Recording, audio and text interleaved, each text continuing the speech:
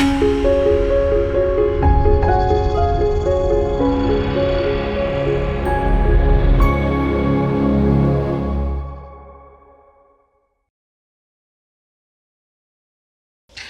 మాత్రం. నేను మీ journalist Navata. Welcome to our voice. 1947-48 Bharat Pak యుద్ధ సమయంలో సుమారు 11,500 అడుగుల ఎత్తులో ఉన్న జోజిలా పాస్ని పాకిస్తాన్ మద్దతు ఉన్న చొరబాటుదారులు ఆక్రమించారు.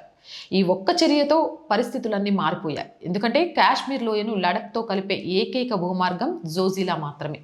ఆ దారి చేజారడంతో లడఖ్ కూడా శత్రువుల వశమయ్యే ప్రమాదం ఏర్పడింది. 77వ పారాచూట్ బ్రిగేడ్ ద్వారా భారత్ ఎదురుదాడికి ప్రయత్నించింది, కానీ అది విఫలమైంది. దానికి కారణాలు చాలా భయంకరంగా ఉన్నాయి. భారీ మంచు తుఫానులు, తక్కువ ఆక్సిజన్, ఇరుకైన దారులు, ఎత్తైన శిఖరాలపై ఉన్న శత్రు సైనికులు. యుద్ధం అత్యంత ప్రతికూల వాతావరణ పరిస్థితుల్లో చేయాల్సి వచ్చింది. అప్పుడు western command lieutenant general KM Cariappa రంగంలోకి దిగారు. ఆయన ఓటమిని అంగీకరించలేదు. అత్యంత ఎత్తులో ట్యాంకులను ఉపయోగించాలనే ఆయన ఆలోచన అసాధ్యంగా అనిపించింది. ఈ ప్రణాళికకు ఆపరేషన్ బైజాన్ అని పేరు పెట్టారు. ఈ పని కోసం 7వ కావాలరీకి చెందిన A5 స్టూవర్ట్ లైట్ ట్యాంకులను ఎంపిక చేశారు. పూర్తిగా ట్యాంకులను తరలించడం అసాధ్యం కాబట్టి వాటిని విడదీసి బరువు తగ్గించడానికి వాటి టర్రెట్లను తొలగించారు.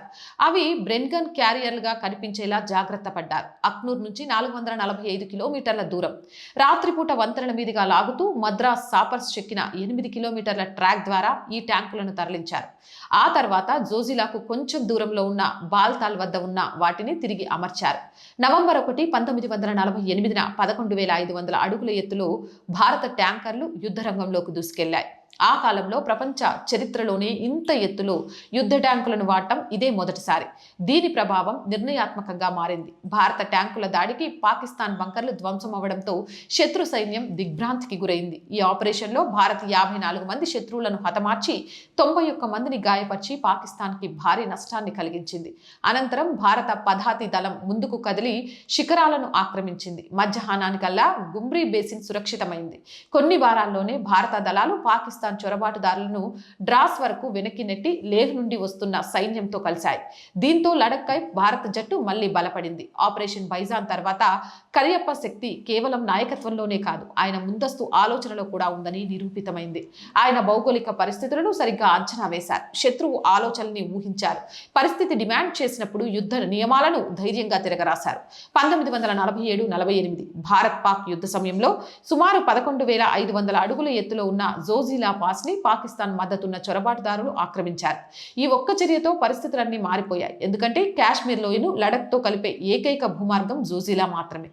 ఈ దారి చేజారడంతో లడఖ్ కూడా శత్రువుల వశమయ్యే ప్రమాదం ఏర్పడింది. 77వ పారాచూట్ బ్రిగేడ్ ద్వారా భారత్ ఎదురుదాడికి ప్రయత్నించింది, కానీ అది విఫలమైంది. దానికి కారణాలు చాలా భయంకరంగా ఉన్నాయి. భారీ మంచు తుఫానులు, తక్కువ ఆక్సిజన్, ఇరుకైన దారులు, ఎత్తైన శిఖరాలపై ఉన్న శత్రు సైనికులు. యుద్ధం అత్యంత ప్రతికూల వాతావరణ పరిస్థితుల్లో చేయాల్సి వచ్చింది. అప్పుడు western command lieutenant general KM Cariappa రంగంలోకి దిగారు. ఆయన ఓటమిని అంగీకరించలేదు. అత్యంత ఎత్తులో ట్యాంకులను ఉపయోగించాలనే ఆయన ఆలోచన అసాధ్యంగా అనిపించింది. ఈ ప్రణాళికకు ఆపరేషన్ బైజాన్ అని పేరు పెట్టారు. ఈ పని కోసం 7వ కావాలరీకి చెందిన A5 స్టూవర్ట్ లైట్ ట్యాంకర్లను ఎంపిక చేశారు. పూర్తిగా ట్యాంకులను తరలించడం అసాధ్యం కాబట్టి వాటిని విడదీసి బరువు తగ్గించడానికి వాటి టర్రెట్లను తొలగించారు. అవి బ్రెన్గన్ క్యారియర్లుగా కనిపించేలా జాగ్రత్త పడ్డారు. అక్నూర్ నుంచి 445 కిలోమీటర్ల దూరం రాత్రిపూట వంతెనల మీదుగా లాగుతూ మద్రాస్ సావర్స్ చెక్కిన 8 కిలోమీటర్ల ట్రాక్ ద్వారా ఈ ట్యాంకులను తరలించారు. ఆ తర్వాత జోజిలాకు కొంచెం దూరంలో ఉన్న బాల్తాల్ వద్ద వాటిని తిరిగి అమర్చారు. నవంబర్ 1, 1948న 11,500 అడుగుల ఎత్తులో భారత ట్యాంకులు యుద్ధ రంగంలోకి దూసుకెళ్లాయి. ఆ కాలంలో ప్రపంచ చరిత్రలోనే ఇంత ఎత్తులో యుద్ధ ట్యాంకులను వాడటం ఇదే మొదటిసారి. దీని ప్రభావం నిర్ణయాత్మకంగా మారింది. భారత ట్యాంకుల దాడికి పాకిస్తాన్ బంకర్లు ధ్వంసమవ్వడంతో శత్రు సైన్యం దిగ్భ్రాంతికి గురైంది. ఈ ఆపరేషన్లో భారత్ 54 మంది శత్రువులను హతమార్చి 91 మందిని గాయపరిచి పాకిస్తాన్కి భారీ నష్టాన్ని కలిగించింది. అనంతరం భారత పదాతి దళం ముందుకు కదిలి శిఖరాలను ఆక్రమించింది. మధ్యాహ్నానికల్లా గుమ్రీ బేసిన్ సురక్షితమైంది. కొన్ని వారాల్లోనే భారత దళాలు పాకిస్తాన్ ఆఫ్ఘాన్ చొరబాటుదారులను డ్రాస్ వరకు వెనక్కి నెట్టి లేహ్ నుంచి వస్తున్న సైన్యంతో కలిశాయి. దీంతో లడఖ్పై భారత్ పట్టు మళ్లీ బలపడింది.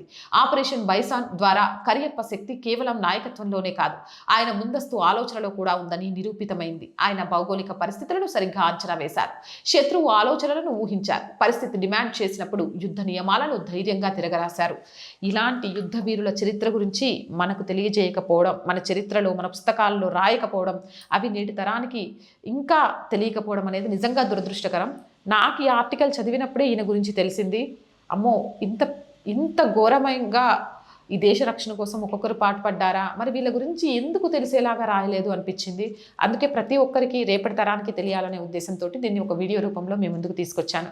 మీ అభిప్రాయాన్ని కామెంట్ సెక్షన్లో పెట్టండి. అండ్ మోర్ వీడియోస్ కోసం R voice group of channels, R voice, R political, R Sanskriti ఛానల్స్ని వెంటనే సబ్స్క్రైబ్ చేయండి. అలాగే మీరు చేసే ప్రతి చిన్న సహాయం ఈ ఆర్ వాయిస్ ఛానల్ మరింత ముందుకు వెళ్ళడానికి ఉపయోగపడుతుంది. కాబట్టి ఆర్థికంగా మాకు చేయూతనందించండి. ఆర్థికంగా సపోర్ట్ చేయాలి అంటే సబ్స్క్రిప్షన్ పక్కనే జాయిన్ అనే బటన్ ఉంది. 1 to 5 లెవెల్స్ ఉన్నాయి. ఏదో ఒక లెవెల్లో సపోర్ట్ చేయండి. లేదా స్క్రీన్ మీద గూగుల్ పే, ఫోన్పేతో పాటు అకౌంట్ డీటెయిల్స్ ఉన్నాయి. మీకు తోచిన సహాయాన్ని అందించండి. వ్యాపార ప్రకటనల కోసం 8328500576 నెంబర్ని సంప్రదించండి. జై హింద్, జై భారత్.